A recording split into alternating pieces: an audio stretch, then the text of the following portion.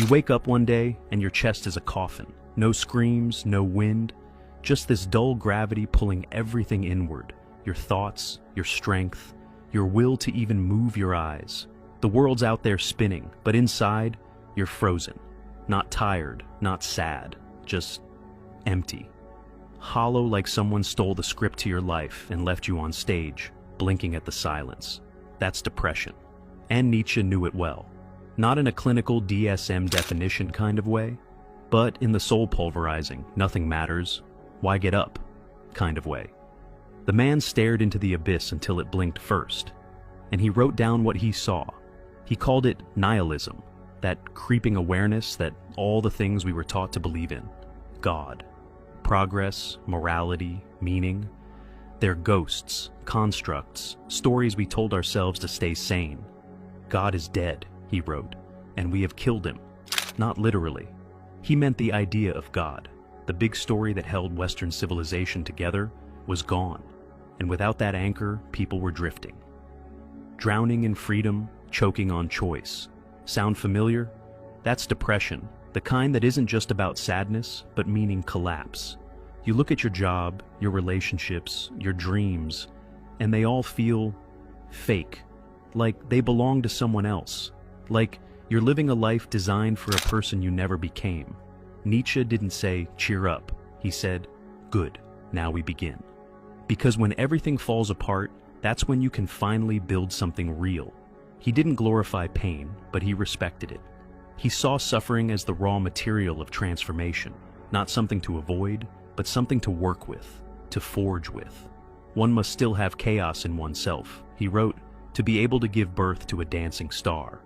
Depression is chaos. It's your psyche refusing to move forward on a path that doesn't serve your soul. It's grief for the life you were supposed to want, but never did. It's rebellion, violent, quiet, and sacred. And in the middle of that storm, Nietzsche offers a compass. The will to power. Not power over others, not ego or control, but the inner drive to become, to push through, to take all the brokenness and transmute it into something stronger, sharper, truer. The will to stand up inside yourself and say, this pain will not kill me, it will carve me. What does not kill me makes me stronger, but not in a gym meme kind of way, in a way where survival is its own art form. Because here's the thing, no one tells you, healing isn't soft, it's brutal, it's messy. It's dragging yourself out of bed on a Tuesday with no reason except the defiance to not die today. That's the Nietzschean spirit. Then he drops the wildest thought experiment of all, eternal recurrence. Imagine this. A demon appears and tells you that every moment of your life, the heartbreak, the boredom, the shame, the Tuesdays, you will have to live it all again. Over and over, forever. Would you scream, or would you say, yes, again? That's the test. That's the mirror Nietzsche holds up. Can you live a life so honest, so self-made, that you'd willingly repeat it? When you're in the depths of depression, the answer is usually, hell no. But Nietzsche's not shaming you. He's challenging you. To stop borrowing meaning from the world, to create it, to become the Übermensch. Not some Marvel superhero, but someone who writes their own values, who doesn't flinch in the face of despair, but walks into it with eyes open, teeth bared, hands bleeding from building a new self out of rubble. That's what depression can be. Not a glitch, not a failure, but a threshold, a portal. It says, this life doesn't work for you. And Nietzsche whispers back, good, now choose another. Not easy, not quick, but possible. And maybe, just maybe, beautiful. So, if you're down there right now, if the abyss is whispering your name, don't run, don't numb, listen. And when you're ready, whisper back. If you're in the middle of this becoming, speak on it in the comments. Let someone else know they're not alone. And if you want more like this, hit follow. You survived the collapse. But now what? The silence after the scream is the loudest part. The numb hum of mornings where the pain doesn't stab anymore. It just lingers, like smoke after something holy has burned down. This is the part no one talks about. Not the breakdown, the after, the rebuilding, the rebecoming, the who the hell am I now? Stage. And Nietzsche, Yeah, he's still here, walking barefoot beside you, whispering wild things like, "He who has a why to live can bear almost any how." So, you start looking for your why, and at first, everything feels fake. Smiling feels like lying. Hope feels like betrayal. The sun looks like it's mocking you. But that's okay. That's expected. Because this is the soul's hangover. The part where the old version of you is still bleeding out, and the new one hasn't been born yet. Nietzsche called this transvaluation of values. The moment you stop accepting the world's definitions and start crafting your own. One scar, one boundary, one small, stubborn no at a time.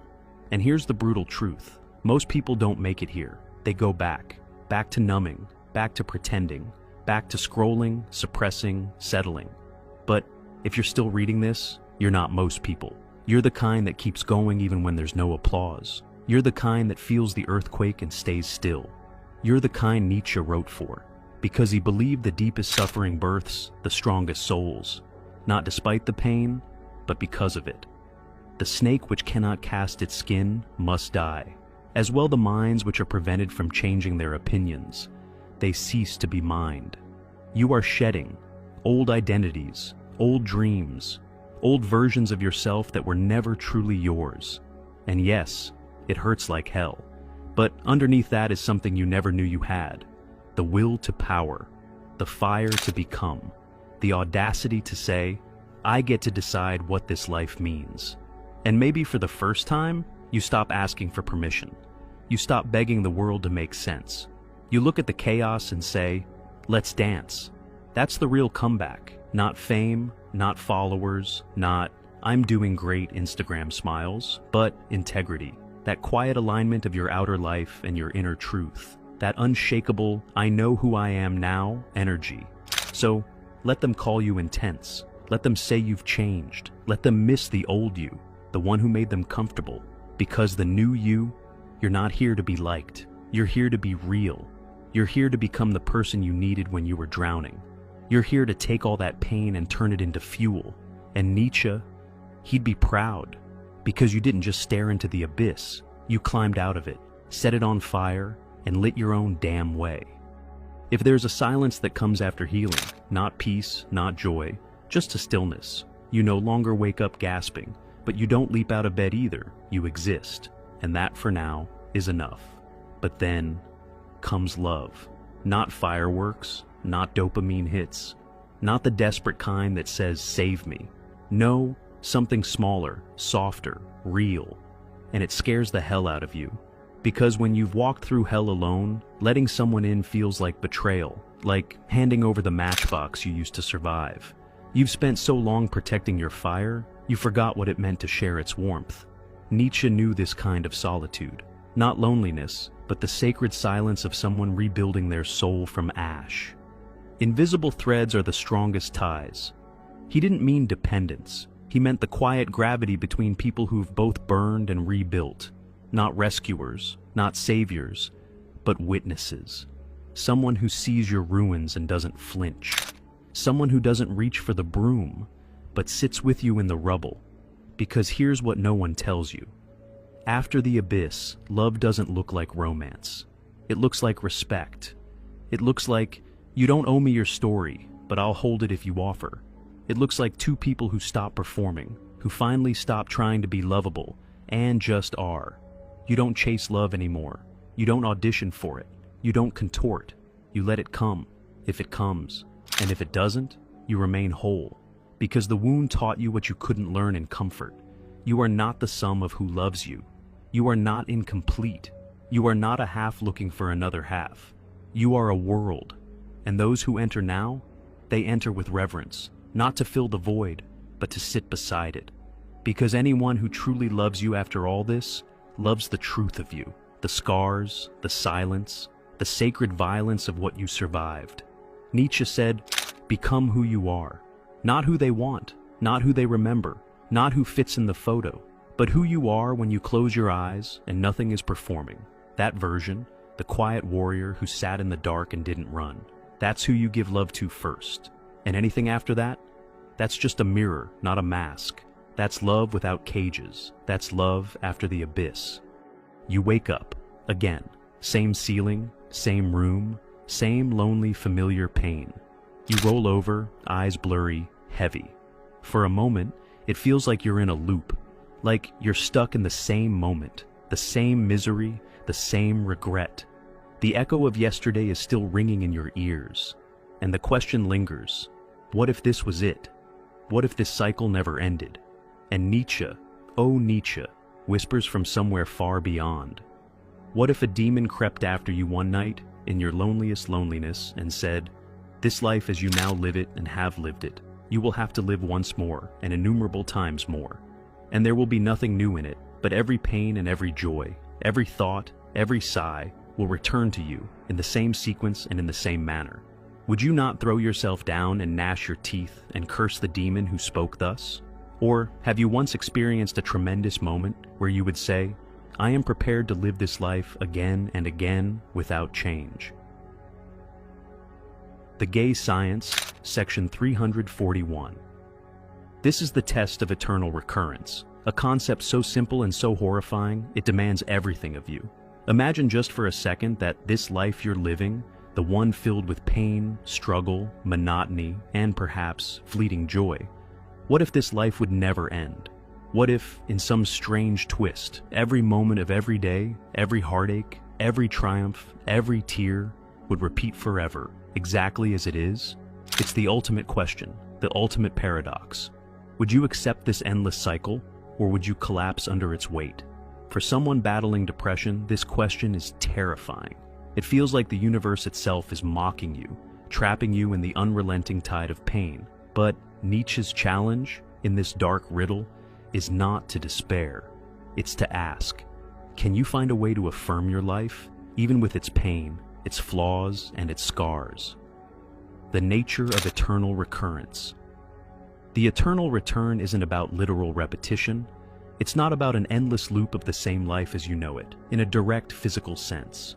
Nietzsche's concept is metaphorical, psychological, and existential. It's a thought experiment, an idea that pushes you to confront your relationship with your life, with your choices, and ultimately with yourself. But here's where it gets tricky. The demon in Nietzsche's vision isn't a literal figure. It's the idea that life, in all its harshness, could be perpetually, irrevocably repeated. It's the force that asks you, in your deepest suffering, in your quietest moments of despair, could you bear this again, forever? Could you bear the very life you're living right now, over and over and over, knowing that nothing would change, not a single moment, not a single outcome? You may want to recoil, to curse this idea. You may feel the weight of your grief, your trauma, your lost opportunities, and scream in defiance. No, you want to say. I could never live this life again. I would rather die. That's the natural human response. But Nietzsche doesn't want you to just react with panic. He wants you to dig deeper. He wants you to question why you feel that way. Why does the thought of eternal recurrence feel like a curse? What would it mean if you could answer yes to this question, not just as an intellectual exercise, but as a deep affirmation of your existence? Affirming life. Amor fati. This is where Nietzsche introduces us to a radical idea, amor fati, the love of one's fate. Nietzsche's philosophy demands that you accept your life in its entirety, even the parts that make you want to turn away. Amor fati is not simply about enduring life, but about embracing it, all of it. You can't pick and choose the good parts of life while rejecting the pain. If you do, you're left with an incomplete, hollow existence. Nietzsche asks us to accept the dark alongside the light, the painful with the joyful, the mistakes with the triumphs. Only then can you truly live. My formula for greatness in a human being is amor fati. That one wants nothing to be different, not forward, not backward, not in all eternity. Ecce homo. This is where depression and Nietzsche's philosophy collide. When you're trapped in the depths of despair, it's easy to resent the repetition of your pain, to want to escape it. But Nietzsche challenges you to shift your perspective. Can you learn to love your fate even when it feels unbearable? Can you affirm your life with all its darkness, knowing that it is precisely this that makes you who you are? In your darkest moments, Nietzsche would ask you, can you look at your suffering and say, yes, this too is part of me? The answer might not come easily. It might never come in full clarity. But the question, the challenge, remains: can you learn to love yourself, your life, in spite of its imperfections and pain? If this hit you somewhere deep, share it. Comment your answer. Let's talk. Let's not stay silent. See ya.